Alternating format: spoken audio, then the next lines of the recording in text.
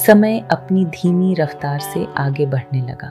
अब नंदिनी और Vijaya history block की तरफ से नहीं जाते थे। सुनील का सामना वो दोनों दोबारा नहीं करना चाहते थे।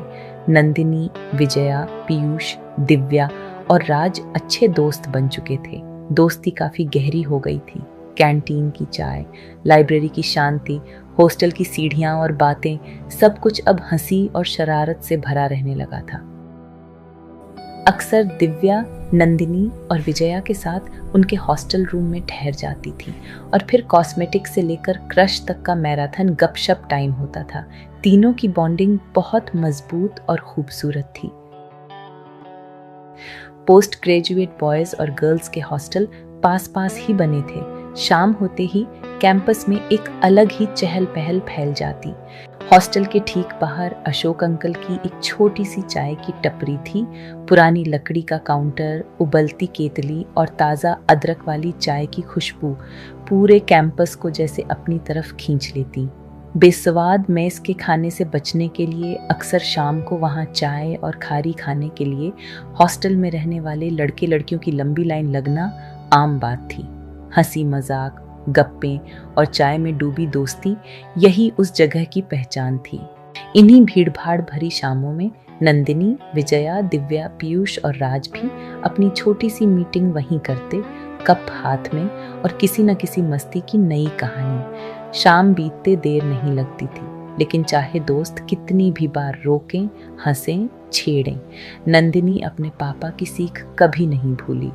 हॉस्टल के गेट पर लगी बड़ी घड़ी जैसे उसे याद दिलाती, 8 बजे से पहले कमरे में पहुंच जाना है।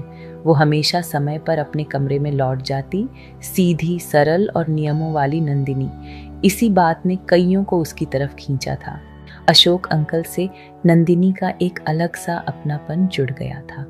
वो कानपुर के पास के एक गांव से थे और जब उन्होंने पहली बार यह बात बताई, नंदिनी की आंखों में जैसे अपने घर की यादें तैर आईं। बिटिया देखो, मीठा ठीक है ना? उस दिन भी शाम ढल रही थी। पांचों दोस्त अपनी हंसी ठिठोली में खोकर चाय की चुस्कियां ले रहे थे। कभी कभी अंकुर और समीर भी उस टपरी पर दिखाई दे जाते थे। वे भी पास ही के हॉस्टल में रहते थे। काका बढ़िया चाय पिलाइए।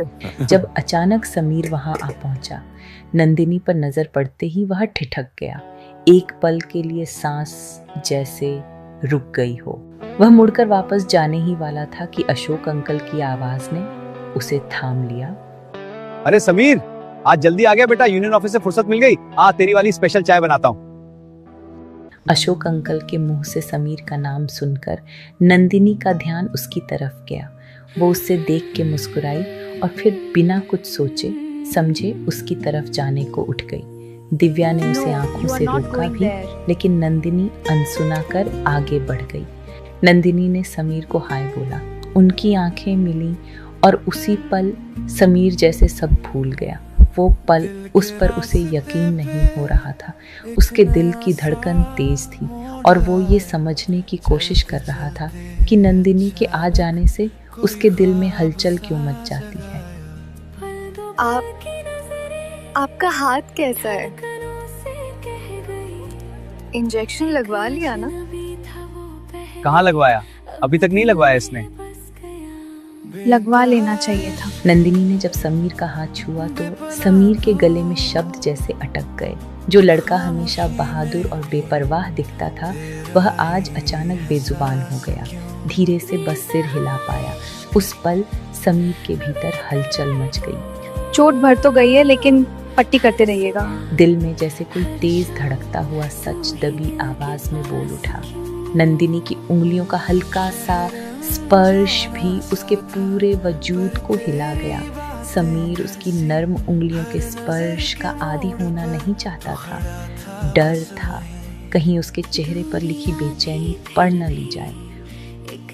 ठीक है, कोई बड़ी बात नहीं, आदत है मुझे चोट की। उसने झटके से हाथ छुड़ाया और नजरें चुरा ली। समीर खुद को सख्त दिखाने की कोशिश में जैसे एक मुखौटा ओढ़े था और फिर बिना एक सेकंड और वहां रुके अंकुर का हाथ पकड़कर तेजी से निकल गया, जैसे खुद से ही भाग रहा हो। और नंदिनी वो बस उसे जाते हुए देखती रह गई। उसकी उंगलियों में अब भी उस स्पर्श की गर्माहट बाकी थी।